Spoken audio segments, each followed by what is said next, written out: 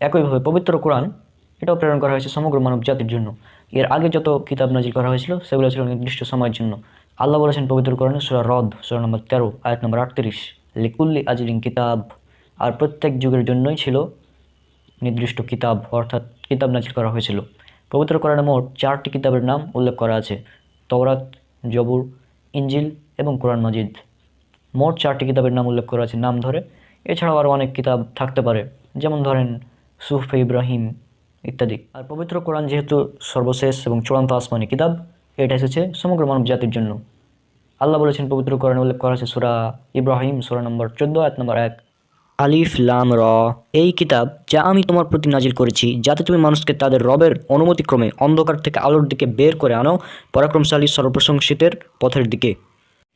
আল্লাহ বলেছেন পবিত্র কোরআনে সূরা ইব্রাহিম সূরা নম্বর 14 আয়াত নম্বর 52, এটা মানুষের জন্য পয়গম আর যা দ্বারা তাদেরকে সতর্ক করা হয় এবং তারা জানতে পারে যে তিনি কেবল এক ইলাহ, আর যাতে বুদ্ধিমানরা উপদেশ গ্রহণ করে।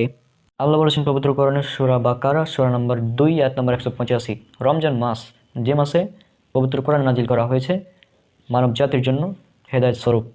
আল্লাহ বলেছেন পবিত্র কোরআনে সূরা জুমা সূরা নম্বর 39 আয়াত নম্বর 41, নিশ্চয় আমি তোমার প্রতি যথাযথভাবে কিতাব নাজিল করেছি মানুষের জন্য, তাই যে সৎপথ অবলম্বন করে সে তা নিজের জন্যই করে এবং যে পথভ্রষ্ট হয় সে নিজের ক্ষতির জন্য পথভ্রষ্ট হয়, আর তুমি তাদের তত্ত্বাবধায়ক নও।